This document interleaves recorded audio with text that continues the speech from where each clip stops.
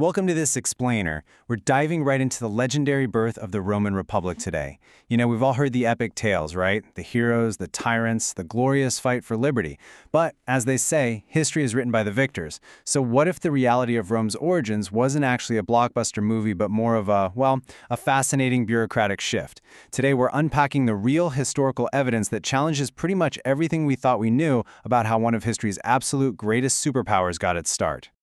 Okay, let's kick things off with the dramatic myth of Lucretia. According to the traditional story, her tragic end is what sparked a sudden, violent, pro-democracy coup led by Lucius Junius Brutus back in 509 BCE. The folklore says her unparalleled modesty basically made the king's son, Sextus Tarquinius, insanely jealous, leading to his assault on her.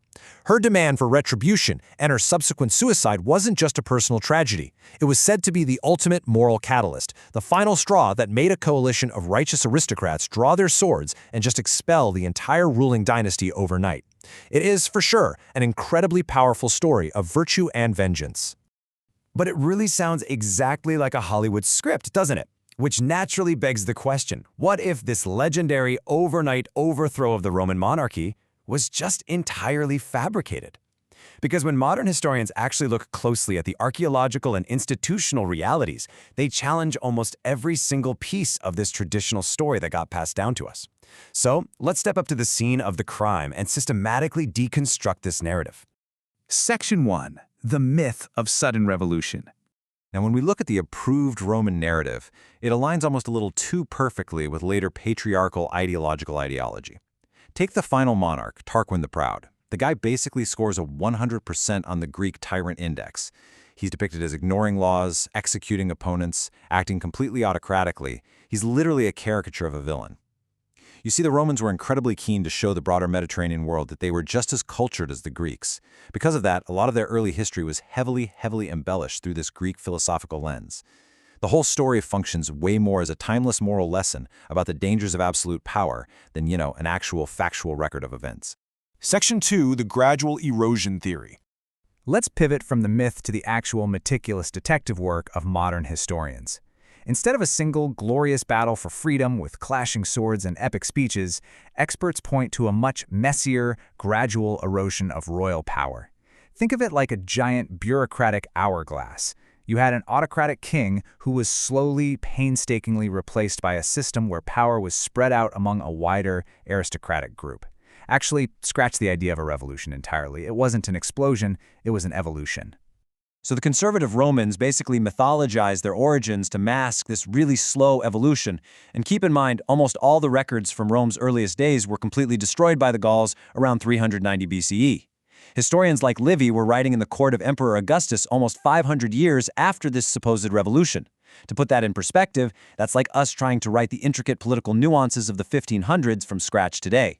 It provided the absolute perfect canvas for political propaganda. And why does this matter to us? Because it perfectly shows how institutions can retroactively create a pristine founding myth just to justify their current political realities. So, to prove this gradual erosion, we need to look at the clues. Section 3. Evidence. The Rex Sacrorum.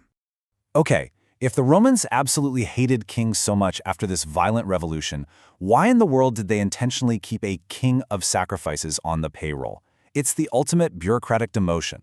The Romans fundamentally believed that keeping the favor of the gods, the Pax Theorum, was absolutely critical for their survival as a city. Because of that, they couldn't just fire the king entirely. They had to keep the title alive strictly for religious red tape. The very fact that this office existed makes it incredibly obvious that the title came from a real, historical king whose sweeping political powers had just been chipped away over time. Let's compare the power dynamics here to see what this erosion actually looked like in practice. The early monarchs? They had the whole shebang. They commanded armies, they dominated politics, and they held supreme religious authority. But the Rex Sacrorum, they were systematically stripped of all military and political clout. They were left with nothing but a hollow religious shell, basically being forced to sacrifice a sheep on the first day of every month while the wealthy aristocrats were off actually running the country. The king literally went from a supreme warlord to a very specific, tightly controlled civil servant. This deliberate separation of religion and politics was the ultimate control mechanism. And they were insanely strict about this. To make sure that whoever held the ancient title of king could never threaten the state again, the Rex Sacrorum was explicitly barred from commanding an army and physically locked out of the Roman Senate. No way were they getting back into power. Plus, they were forced into a completely subordinate role under the chief priest, the Pontifex Maximus, who, ironically, ended up becoming the true religious power broker in Rome. So yeah, this wasn't an overnight expulsion. It was a brilliantly engineered containment strategy. Section 4. Decoding the lapis niger. But the Rex Sacrarum is not our only clue. We also have hard, physical, archaeological evidence buried right beneath the bustling Roman Forum. It's called the lapis niger, or black stone. It contains one of the earliest known Latin inscriptions, and it's basically a historical smoking gun for this entire investigation. It was uncovered in the late 19th century, and the moment scholars dated it to the late 6th century BCE, which is right around the time of the supposed transition to the Republic, it became an absolutely critical piece of the puzzle. It brings tangible proof to this ancient cold case. The text on this stone is just a massive revelation. It explicitly uses the word rese, which is an archaic word for king, in a post-monarchy context. It's essentially a law warning that anyone who violates a sacred grove is going to be cursed, and it explicitly mentions the king making sacrifices to atone for those violations alongside his herald. This perfectly aligns with our theory of a ruler transitioning into a priestly role. The king isn't out there ordering armies, he's managing sacred groves and sacrificial cows. It outlines very specific religious privileges, which utterly contradicts the idea that all kings were violently purged from Roman society. So, how do we piece all these clues together? Section 5. How Kings Truly Faded. When you piece the timeline together, you see a really pragmatic, bureaucratic shift. First, the wealthy aristocrats gradually chip away at the sovereign's authority, taking over the military and political control. Next, the king is steadily reduced to those purely traditional sacred duties we talked about. The title of Rex is kept alive solely for religious continuity, to keep the gods happy. And finally, decades or even centuries later, as Rome grows into this fierce, dominant republic, its citizens start to feel deeply embarrassed that their ancestors simply out-bureaucratized their kings. So what do? They invent a heroic, violent uprising to better fit their new proud, militaristic brand. And to add one final twist to our cold case, there's actually a very strong historical theory that the Romans didn't even overthrow their own kings at all. Academic evidence suggests that Rome was actually conquered by a foreign Etruscan invader named Lars Porsena.